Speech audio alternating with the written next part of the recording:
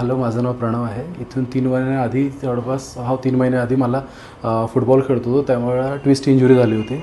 MRI केल्यावर माहीत झालं की ACL प्लस मेनिस्कस टियर आहे. तर सरांकडे आलो, गुगल रिव्ह्यू चेक करूनच आलो होतो.